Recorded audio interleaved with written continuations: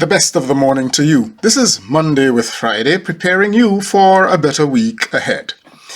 Because this episode of Monday with Friday is number 100, I am compelled to suspend for today my series on what racial justice looks like. I'll pick it up again next week.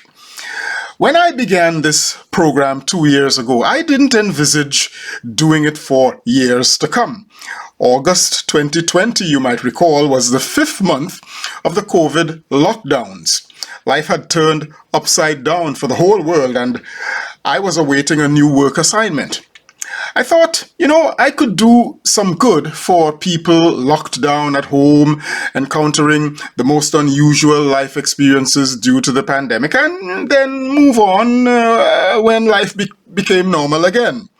So I launched out with my first episode, one about living by faith, even if we are not religious.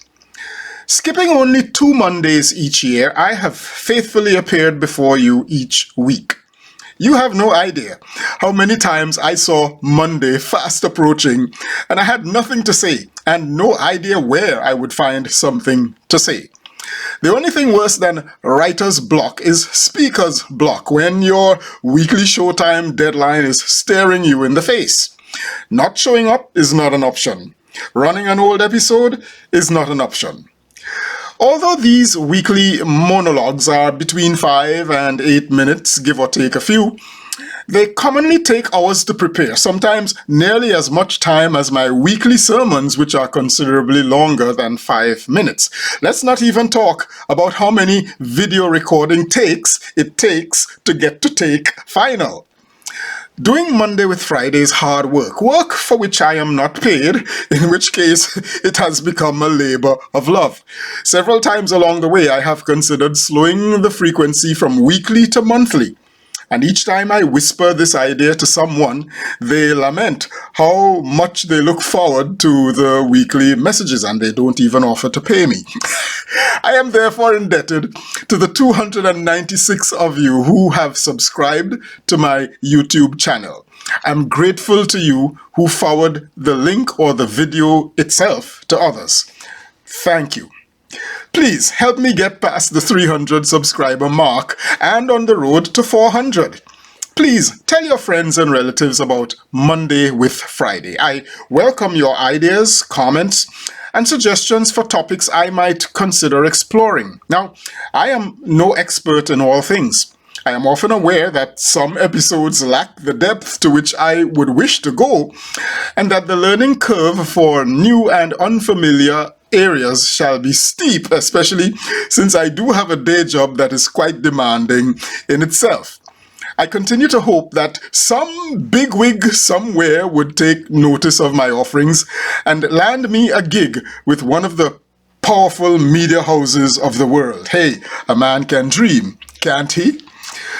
I shall continue to address a diverse audience. I am to the core a Christian whose worldview is shaped by that faith, as well as by values that are shared by people who may not be Christians themselves. I remain sensitive and respectful to people of other religions and those of no religions at all. And the way I interpret my faith may be vastly different from the way others of the same faith might interpret theirs. Fundamentally, however, I consider my faith a colossal waste of time if it leaves me thinking only about something called heaven, while leaving me oblivious to some things called injustice, inequity, inhumanity, and iniquity, all of which make the world in which we live the very hell that everyone wants to avoid. My faith demands of me that I engage in this world now for justice, equity, humaneness, fairness, community, and a whole lot more. I hope each episode of Monday with Friday inspires you to do just the same.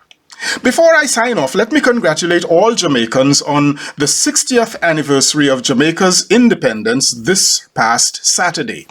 Let me also share the bittersweet emotions with the people of Jamaica Trinidad and Tobago, and other Caribbean lands who observed last Monday the 184th anniversary of emancipation. America lags 25 years behind in that matter. In fact, America still lags behind with emancipation of so many kinds, wherein many who hold power appear to be interested only in increasing bondage and oppression for their fellow Americans. It is precisely what Cartwright Davis, that Caribbean scholar, theologian, prolific author, and Howard University professor, meant in his book entitled Emancipation Still Coming.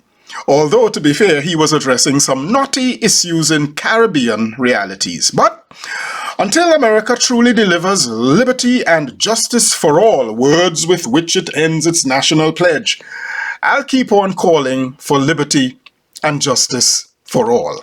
I am Michael Friday, and your week just got better. I'll see you again next week. Happy Monday, all the way to Friday, and maybe 100 more.